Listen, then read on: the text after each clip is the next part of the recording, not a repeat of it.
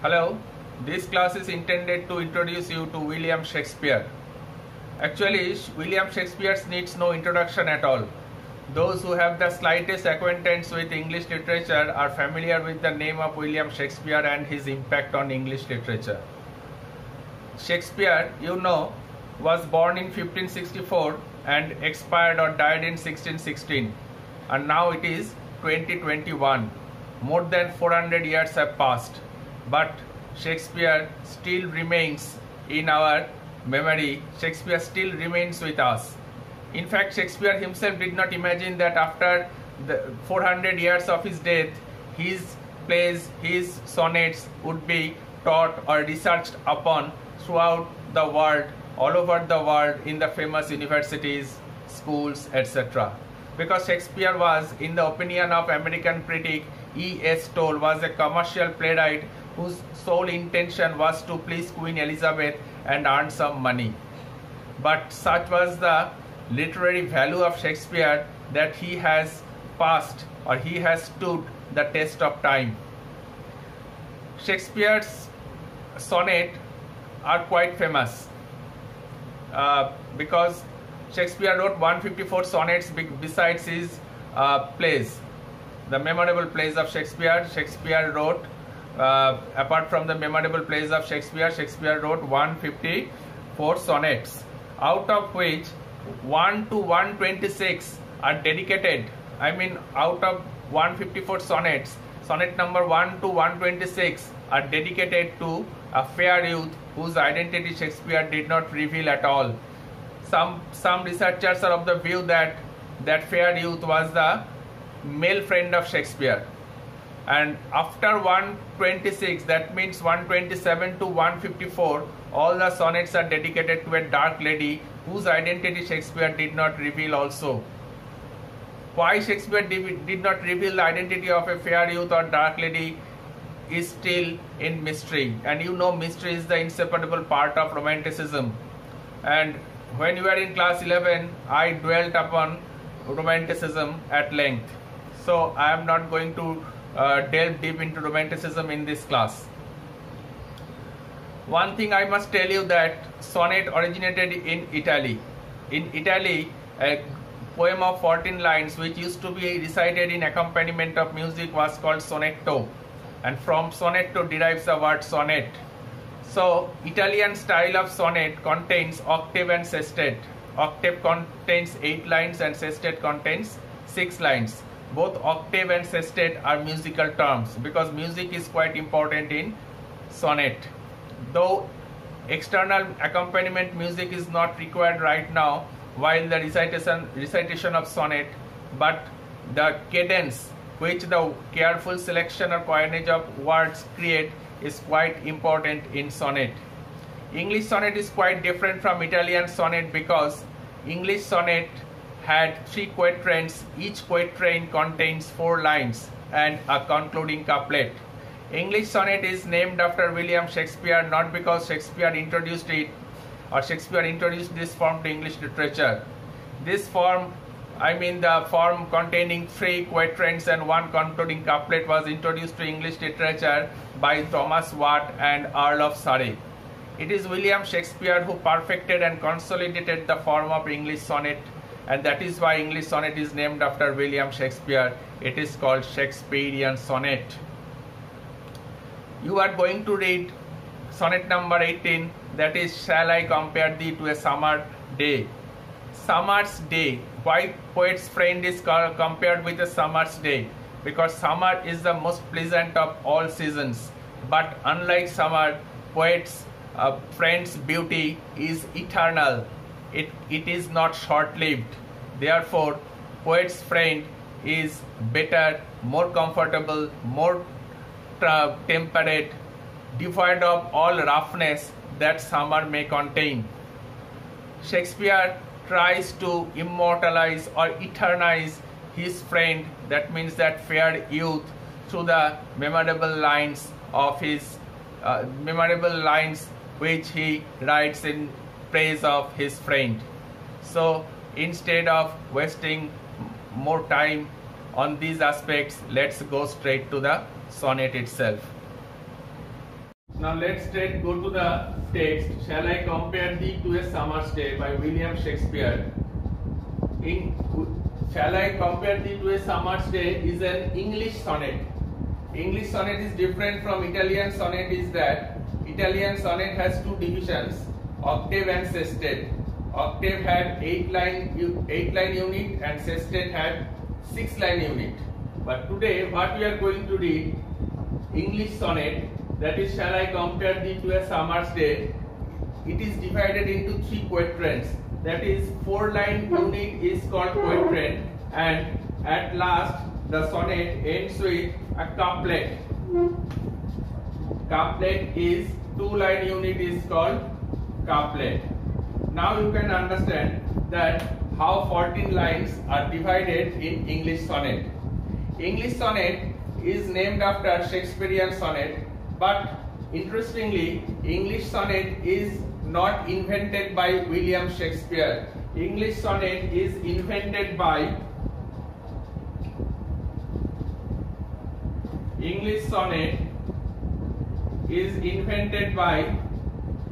Sir Thomas Watt and Earl of Surrey, whose name was Henry Howard. But William Shakespeare has perfected the art of English sonnet. That is why English sonnet is named after William Shakespeare, or English sonnet is called Shakespearean sonnet. So now let's look at the text. Shall I compare thee to a summer's day? Thee means what? Thee means here you. Thee means you. Shall I compare thee to a summer's day? Now, why the poet is comparing his friend to a summer's day? Because English summer is the most pleasant of all the seasons in England. Thou art more lively and more temperate. Thou means you. Thou means you. Thou art more lovely and more temperate. Lovely means beautiful. Temperate means soothing or comfortable.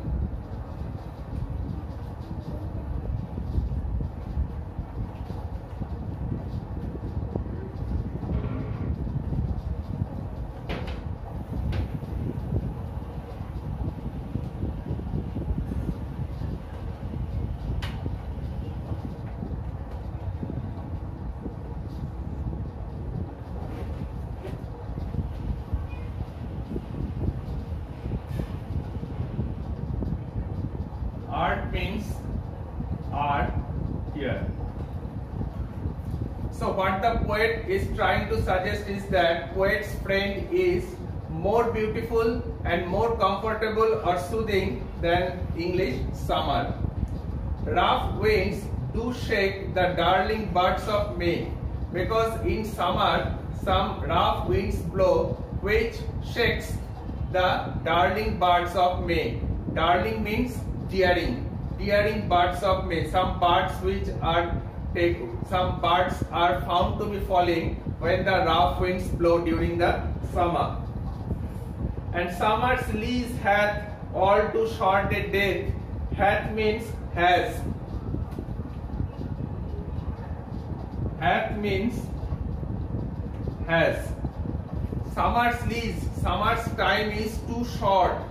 Summer is not permanent.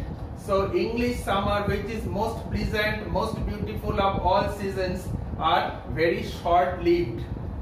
Now here comes the first quatrain. You can see the 4-line unit comes to an end with death. Now let's move on to the second quatrain.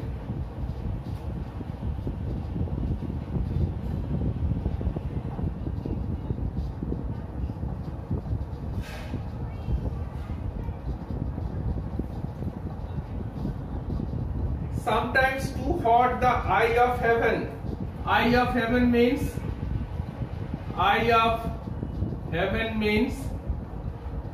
the sun.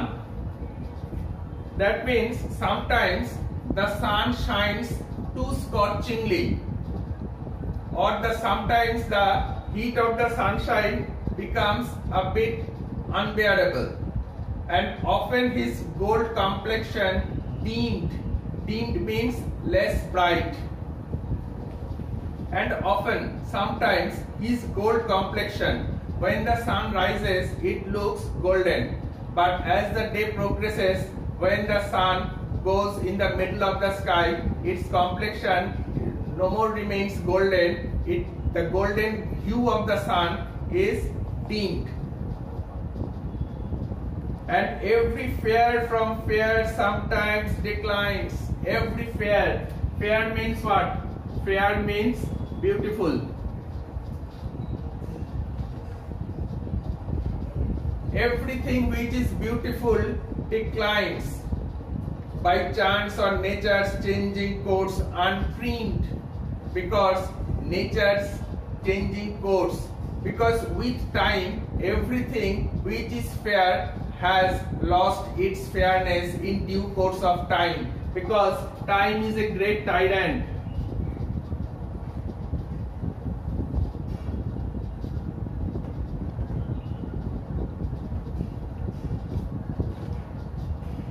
Time is a great tyrant. Tyrant means in Bengali Ottachari, which destroys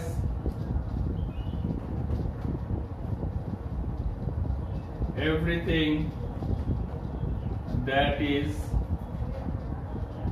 fair.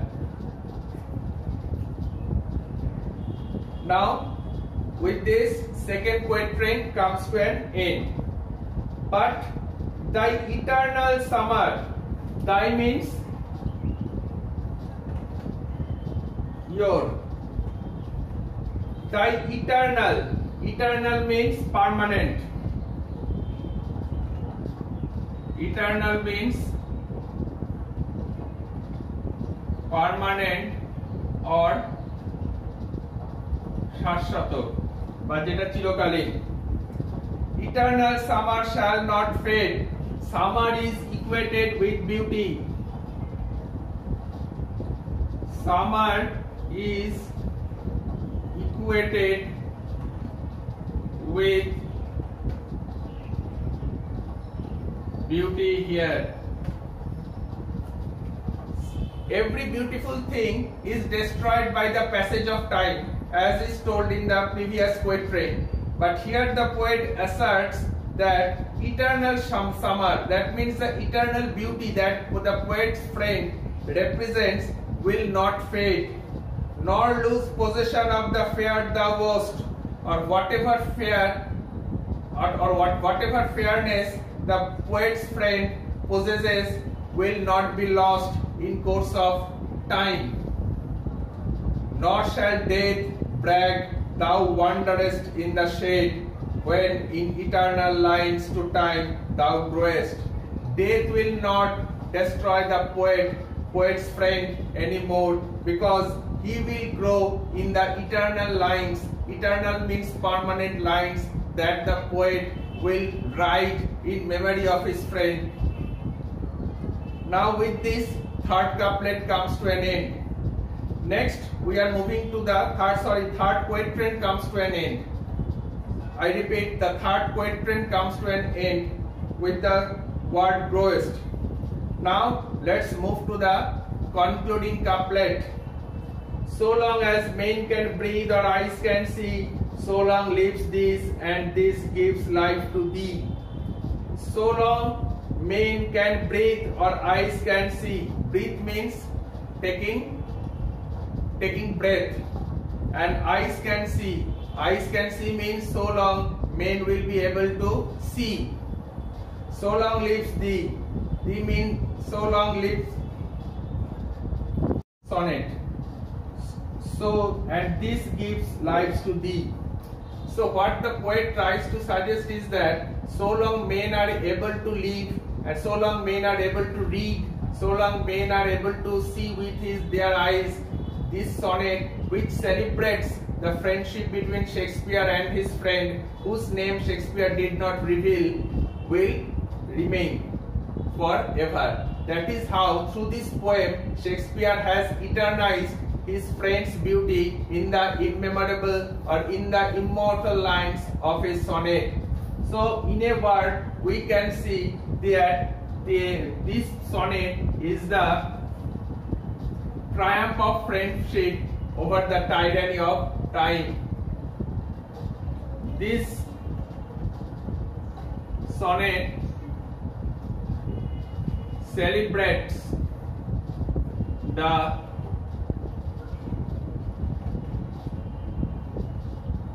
triumph of friendship over the tyranny of time.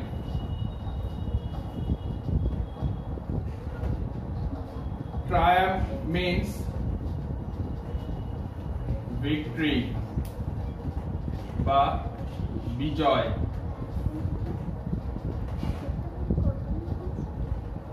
Tyranny means